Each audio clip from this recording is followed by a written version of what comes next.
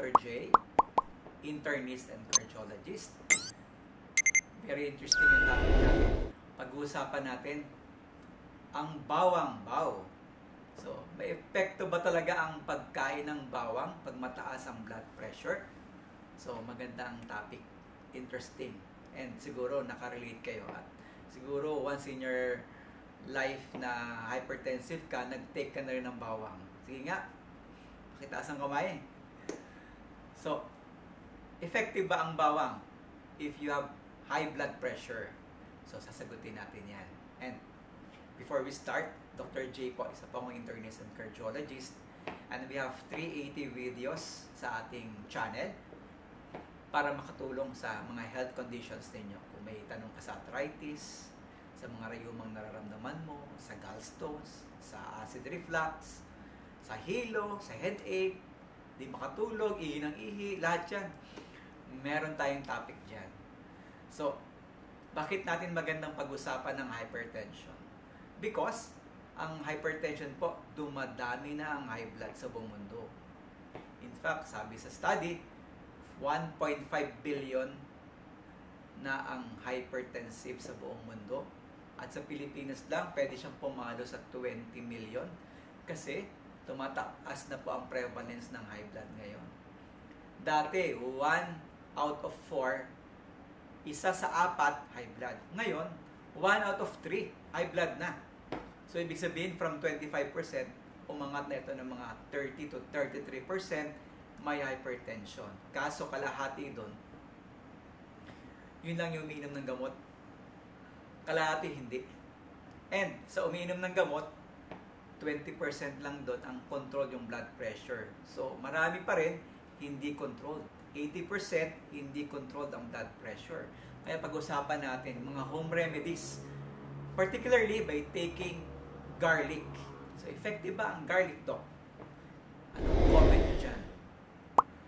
Ang garlic, nung ako'y nasa training ng internal medicine at cardiology, pag pumasok yung pasyente, alam mo na kung high blood o hindi. Kasi nangangami bawang na. Pag in-interview mo, kinunan mo ng history, habang nagsasalita, amoy bawang.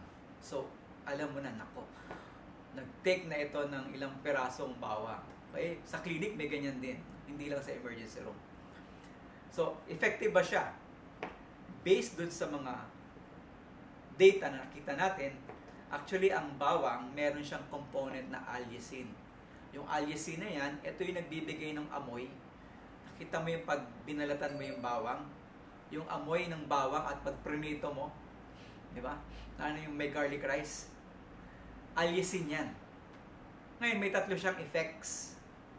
Number 1, nag-stimulate siya ng release ng nitric oxide tsaka hydrogen disulfide. Yung dalawang yan, pampadilate o pampabuka ng ugat. May vasodilator effect. Pag bumuka yung ugat mo, nag-relax, bababa ang blood pressure. Pangalawa, kinokontra niya si angiotensin 2. Si angiotensin 2 naman, isa na naman tong hormone na ang kanyang ginagawa. Pinapasikip niya yung ugat para pag sumikip ang ugat, mataas ang pressure niya. Okay? Pag bumuka, bababa ang BP. Pag suwikip, tataas ang BP mo. So, yung angiotensin 2, pinapasikip niya. Ang gagawin naman ni allicin, kukontrahin niya yan. Haharangan niya. So, magdadilate siya. May nitric oxide. Bababa ang BP.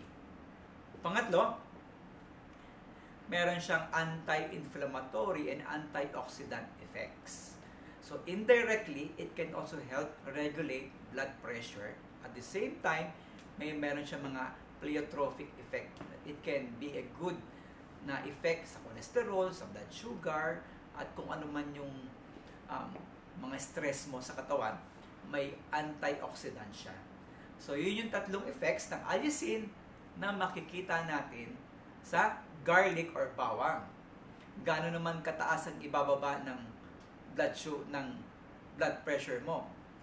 Based sa small studies, it can lower the systolic BP by 5 to 10 and the diastolic BP by 5 millimeters mercury. So, 10/5. So kung 130 yung BP mo, pwedeng maging 120, 125/80. Kung 140 yan, pwede niyang maging 130 to 135. Malaking bagay yon. Kasi 10 points lang nababa ng BP mo, 20% na yung benefit mo. So, napakalaking bagay ng 10 millimeters mercury na drop ng blood pressure. However, hindi po natin ini-encourage na mag-take lang kayo ng bawang.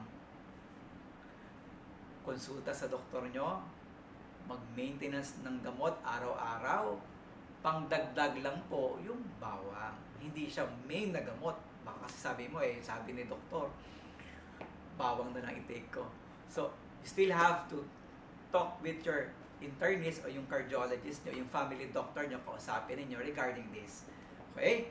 And, disclosure lang, wala pa akong binibentang mga produkto. Yung mga lumalabas po sa Facebook, mga AI po yan.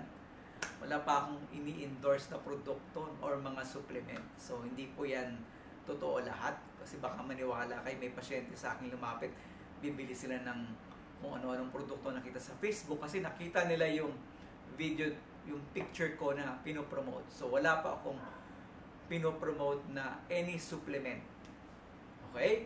So, I hope malinaw ang lahat. Everything is clear. Pagdating sa bawang, kung may tanong medical o may nararamdaman, ang tanong ng bayan, what to do? Dr. J.